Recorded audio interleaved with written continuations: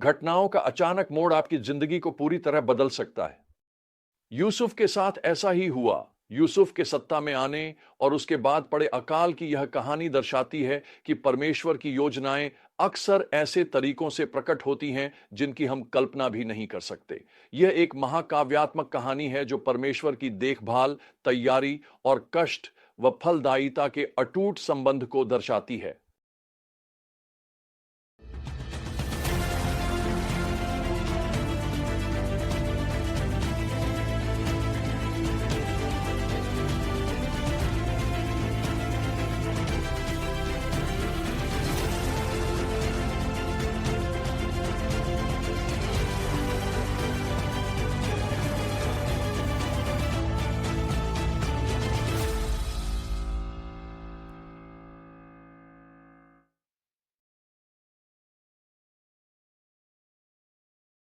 जब हमने पिछली बार यूसुफ को छोड़ा था, तब वह कैदी से प्रधानमंत्री के पद तक पहुंच चुका था और उसे मिस्र को आने वाले अकाल के वर्षों के लिए तैयार करने की कठिन जिम्मेदारी सौंपी गई थी। जैसे जैसे अध्याय आगे बढ़ता है, हम यूसुफ की बुद्धिमत्ता और परिश्रम को पूरी तरह प्रकट होते देखते हैं। समृद्धि के 7 वर्षों के दौरान वह अनाज संग्रह करने के लिए अथक परिश्रम करता है, यह सुनिश्चित करते हुए कि जब कठिन समय आएगा तो भोजन उपलब्ध रहेगा। यह प्रबंधन और दूरदृष्टि का एक शक्तिशाली सबक है। अक्सर हम केवल वर्तमान में जीते हैं और उन चुनौतियों की तैयारी करने की उपेक्षा करते हैं जो भविष्य में आ सकती हैं। लेकिन यूसुफ का उदाहरण हमें यह याद दिलाता है कि समृद्धि के समय का बुद्धिमानी से उपयोग करना कितना महत्वपूर्ण है। उन चीजों में निवेश करना जो कठिनाइयों के समय हमें सहारा देंगी। और वैसा ही हुआ जैसा यूसुफ ने भविष्यवाणी की थी। 7 वर्षों का अकाल मिस्र और आसपास के क्षेत्रों पर छा गया। यूसुफ की सावधानी पूर्वक योजना के कारण मिस्र एक भूखे संसार के लिए आशा की किरण बन गया। लोग विभिन्न राष्ट्रों से यूसुफ से अनाज खरीदने के लिए आते हैं। यह एक सुंदर चित्रण है कि कैसे परमेश्वर एक व्यक्ति की निष्ठा का उपयोग पूरे समुदाय को आशीर्वाद देने के लिए कर सकता है। लेकिन इस सफलता के दौरान भी यूसुफ का अतीत उसके मन से कभी दूर नहीं होता। हम इसे स्पष्ट रूप से उन नामों में देख सकते हैं जो वह अपने 2 बेटों को देता है। वह कहता है, मनश्शे का अर्थ है कि परमेश्वर ने मुझे मेरे सारे दुख भुला दिए हैं और मेरे पिता के पूरे घराने को भी। यह उस चंगाई और पुनर्स्थापन की घोषणा है जिसे यूसुफ ने अनुभव किया, परमेश्वर की उस शक्ति की गवाही जो सबसे गहरे घावों को भी भर सकती है। और फिर भी अगली ही आयत इस सिक्के का दूसरा पहलू प्रकट करती है। यूसुफ अपने दूसरे बेटे का नाम प्रेम रखता है, यह कहते हुए, क्योंकि परमेश्वर ने मुझे मेरे दुख की भूमि में फलदायी बनाया है। यह इस बात की गहन स्वीकृति है कि पीड़ा और फलदायकता अक्सर साथ साथ चलते हैं, कि वही चीजें जो हमें सबसे अधिक दर्द देती हैं वही मिट्टी बन सकती हैं जिसमें परमेश्वर कुछ उगाते हैं, सबसे सुंदर चीजें। एक समय था जब मैंने इस आशीर्वाद और टूटन के कड़वे मीठे नृत्य को अनुभव किया था।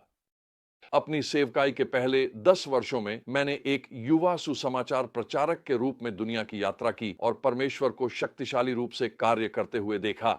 मेरे भीतर गहराई में एक बेचैन करने वाली भावना थी कि मेरी सेवकाई मेरे चरित्र से बड़ी हो गई थी। मैंने परमेश्वर से प्रार्थना की कि वह मुझे ऐसी जगह ले जाए जहां मैं बढ़ सकूं, जहां मेरे हृदय के छिपे हुए स्थानों में मेरा निर्माण हो सके।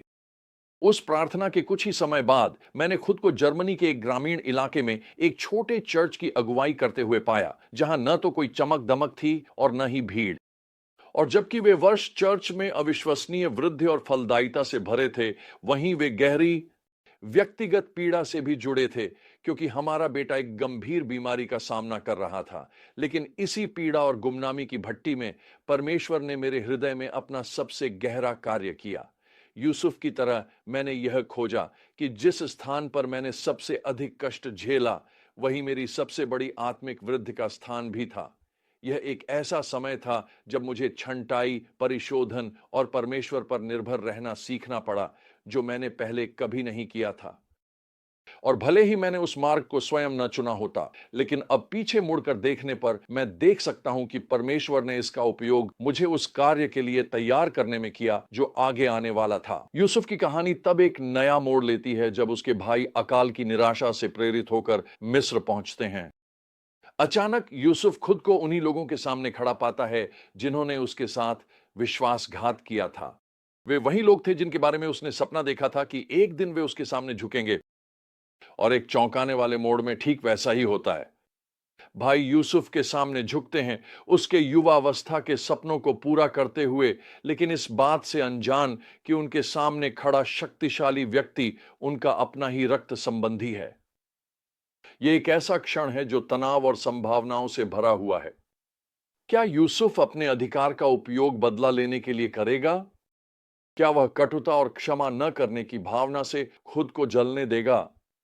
या फिर वह इस पर विश्वास करेगा कि परमेश्वर की योजनाएं उसके दर्द से भी बड़ी हैं, कि उसकी कहानी के सबसे बुरे अध्याय को भी अच्छे के लिए बदले जा सकते हैं?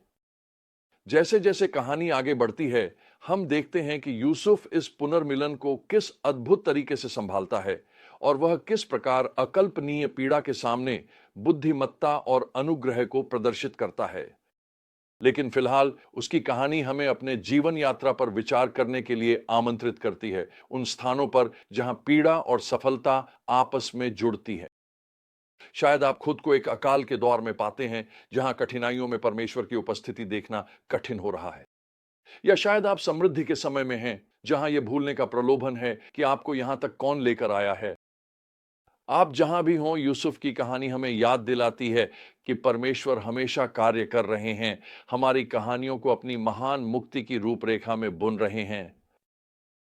हमें अपनी आशीषों का बुद्धिमानी और उदारता से प्रबंधन करना चाहिए, यह विश्वास रखते हुए कि परमेश्वर हमारी निष्ठा का उपयोग उन जीवनों को प्रभावित करने के लिए कर सकते हैं जिन्हें हम कभी देख भी नहीं सकते।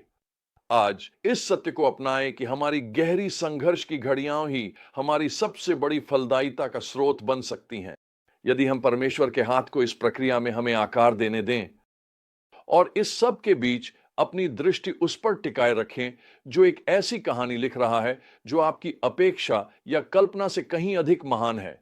वह परमेश्वर जो राख से सुंदरता लाता है, जो टूटे हुए सपनों को शानदार वास्तविकताओं में बदल देता है, क्योंकि उसके हाथों में कोई भी पीड़ा व्यर्थ नहीं जाती, कोई भी दुख निराशाजनक नहीं होता।